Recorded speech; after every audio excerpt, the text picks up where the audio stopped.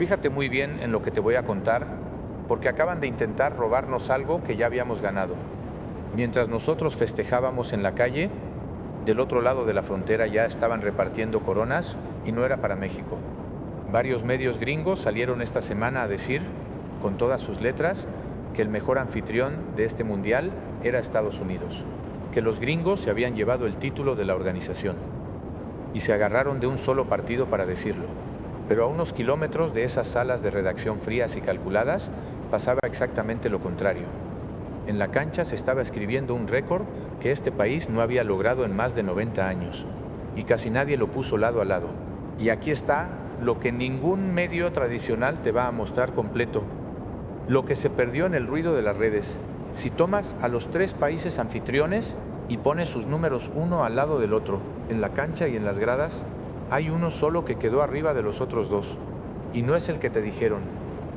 Este dato no lo vas a escuchar en el noticiero de la noche, porque rompe la historia que llevan años vendiéndote, así que ponte cómodo, porque esta historia tiene 3 capítulos, el de la cancha, el de las gradas y uno final, un marcador entre anfitriones que te voy a guardar para el momento justo. Y cuando los juntes los 3, vas a entender por qué el mundo entero terminó dándole la razón a México y no a quien se autoproclamó. De un lado, la narrativa que ya venía escrita desde antes de que rodara el balón.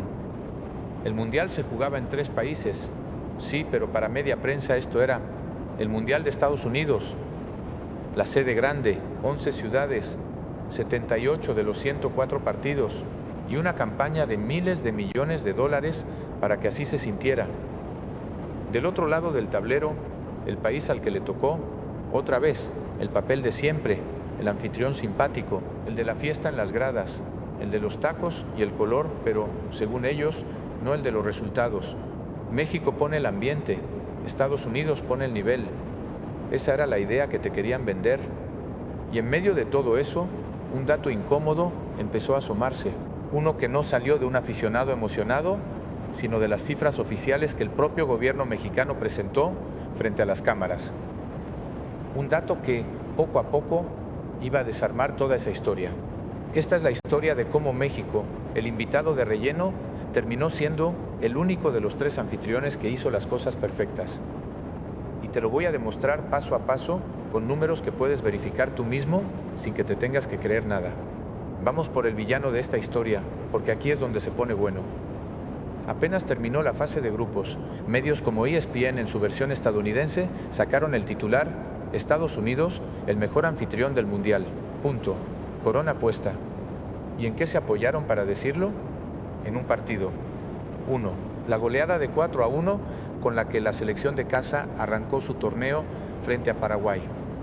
Un buen resultado, nadie lo niega, pero de ahí a coronarse el mejor anfitrión de todo un mundial hay un abismo. Y en ese abismo se les cayó la historia completa. Porque mientras se colgaban la medalla, se les olvidó contarte el resto. Se les olvidó decirte que Canadá, el tercer anfitrión, empató de salida, goleó 6-0 a Qatar y después cayó 2-1 frente a Suiza. Se les olvidó decirte cómo cerró Estados Unidos. Porque sí, seamos justos, Estados Unidos ganó sus primeros 2 partidos, el de Paraguay y un 2-0 a Australia. Nadie se lo quita. Pero después, el mejor anfitrión, el de los miles de millones, cerró su fase de grupos perdiendo 3-2 contra Turquía. Un gol en el último suspiro en su propia casa. El anfitrión estrella encajando goles y perdiendo en su despedida de la primera ronda. Y aquí está lo verdaderamente cínico. Los 2 anfitriones que se suponía eran el nivel, terminaron la fase de grupos con la portería abierta y con una derrota cada uno cargando a cuestas. Pero el titular no fue ese.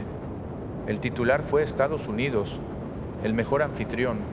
Nos quisieron robar la corona antes de contar el marcador completo. Ese es el villano, no una persona, sino una narrativa. La costumbre de darle el crédito al de siempre y a México dejarlo en el papel del que pone la fiesta. Y esta vez, esa costumbre chocó de frente con los números, con los de verdad, con los que no se pueden discutir.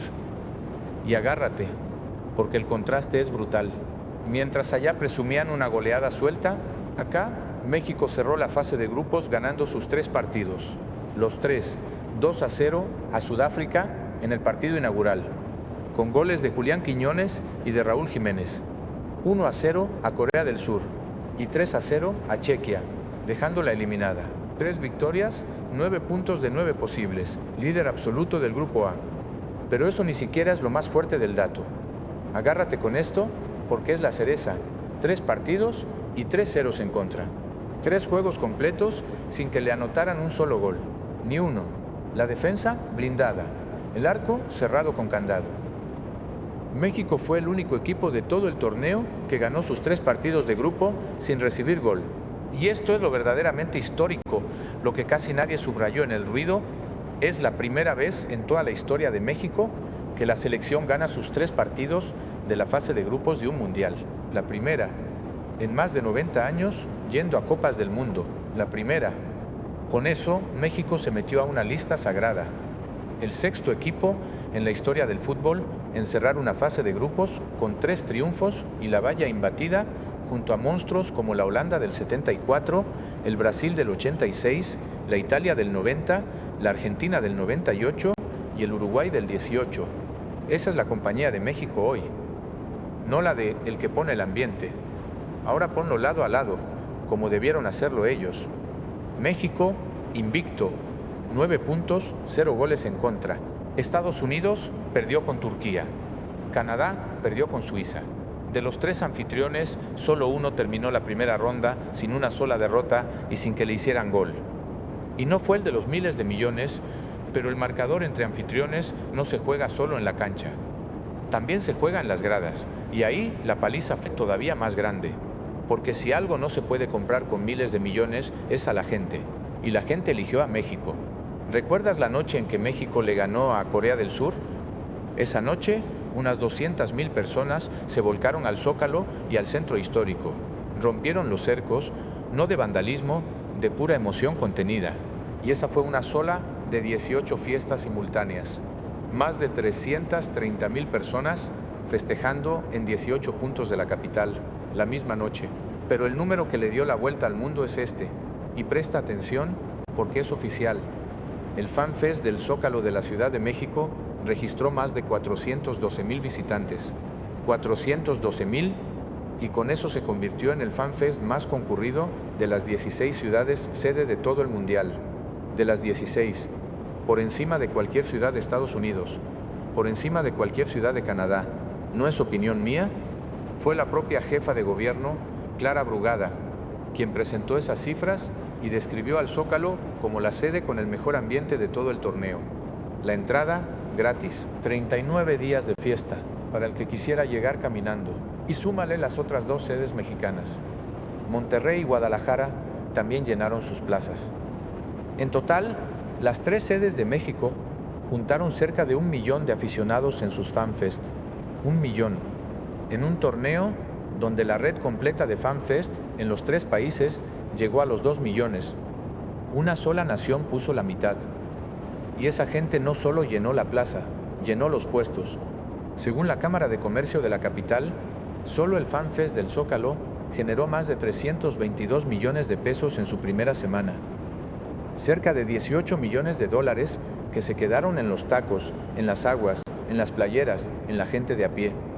Dinero real que ninguna sede del norte vio pasar por sus gradas a medio llenar. Y del otro lado, ese es el detalle que no te enseñaron. Desde el arranque, el propio partido inaugural de uno de los anfitriones se llenó de fotos de gradas a medias, de asientos vacíos, de estadios que no terminaron de llenarse como habían prometido, miles de millones invertidos para gradas a medio ocupar. 0 pesos de entrada al Zócalo para desbordarlo. Y aquí llega el dato que amarra las gradas con el bolsillo porque no salió de un influencer ni de un fan emocionado. Salió de las cifras oficiales que la Secretaría de Turismo presentó en la conferencia matutina frente a las cámaras de todo el país. Crecimiento turístico en la primera semana del Mundial. Presta muchísima atención porque aquí es donde la corona cambia de cabeza. México, más 5%. Estados Unidos, apenas más 3%. Y Canadá, menos 2%. En negativo, cayendo en su propio Mundial. Léelo otra vez, despacio, porque es demoledor.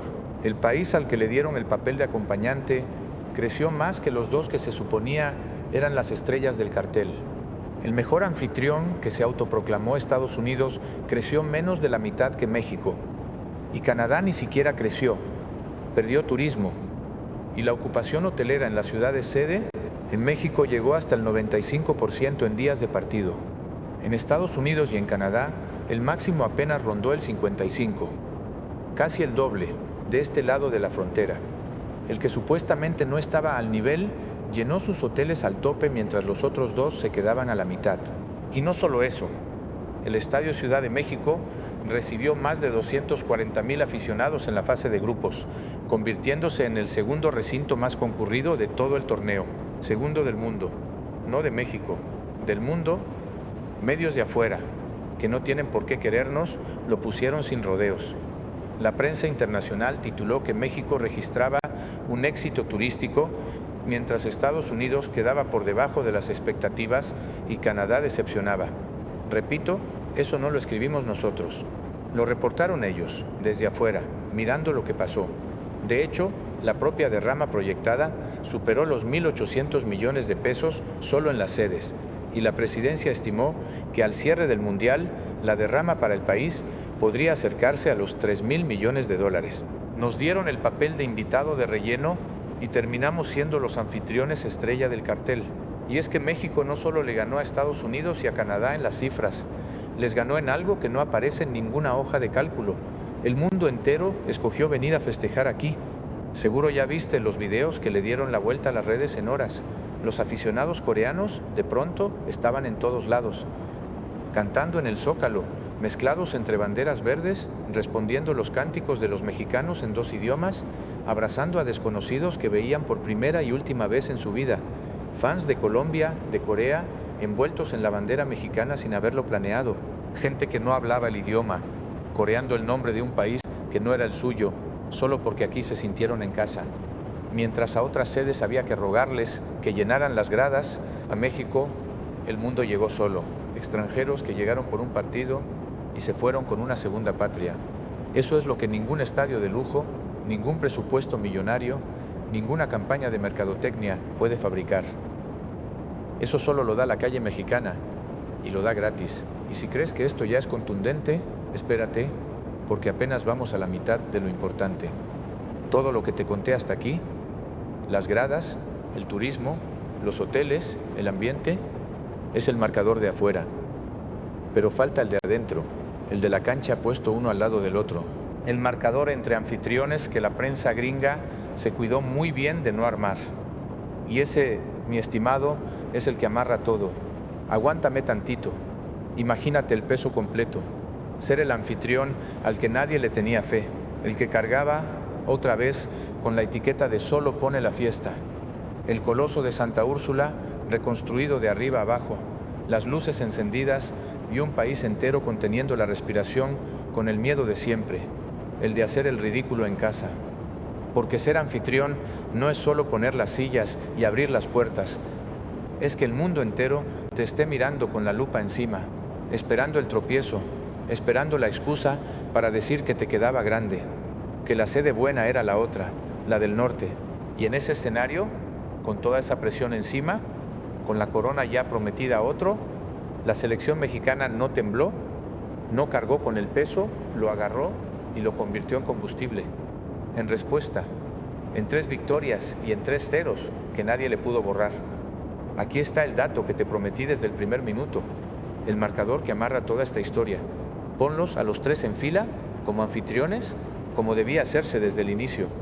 Y mira quién queda arriba. Estados Unidos, el que se coronó solo. Cerró perdiendo con Turquía, con goles en contra, sostenido por una sola goleada. Canadá cerró perdiendo con Suiza, también con la portería abierta, y México, invicto, 9 de 9, 0 goles en contra. El único de los 3 anfitriones que no perdió un solo partido y al que no le anotaron un solo gol. Eso es lo que significa el único anfitrión invicto. No es una frase bonita, es un hecho que puedes contar con los dedos. De los 3 países que organizan este mundial, solo uno hizo la fase de grupos perfecta, y ese uno es México. La corona de mejor anfitrión que le colgaron a Estados Unidos por un partido se cae sola cuando pones los 3 marcadores juntos. Y ahora súmale las gradas, el FanFest más concurrido de las 16 sedes, el Zócalo, el mayor crecimiento turístico de los 3 anfitriones, México. La mayor ocupación hotelera, México. El segundo estadio más lleno del planeta, el de la Ciudad de México. No ganamos una categoría, las ganamos casi todas. Y lo hizo el anfitrión de relleno, el de la fiesta, el que supuestamente no estaba al nivel, con figuras como el veterano Guillermo Ochoa bajo los 3 palos y el jovencísimo Gilberto Mora escribiendo su nombre en la historia siendo apenas un adolescente. Ahora júntalo todo en una sola imagen, mientras a Estados Unidos y a Canadá se les quedaban las gradas a medio llenar y se les caía un partido cada uno, México llenaba el Zócalo gratis, lideraba el turismo de los 3 anfitriones, llenaba sus hoteles al tope y encima barría dentro de la cancha, invicto y sin recibir gol. Ese es el titular completo que no te dieron. El marcador entre anfitriones lo ganó México, y lo ganó por goleada. Que se queden con la corona que se pusieron solos. Que las campañas millonarias digan lo que quieran decir de la sede grande, de los estadios a medio llenar. Porque el único anfitrión invicto de este mundial se llama México, el de las gradas llenas, el del turismo arriba, el de la valla imbatida. En la cancha y en las gradas ya les ganamos, y les ganamos por goleada. Nos quisieron dar el papel de invitados de relleno en nuestra propia fiesta, y hasta le colgaron la medalla al vecino antes de tiempo, y terminamos siendo los dueños de la casa.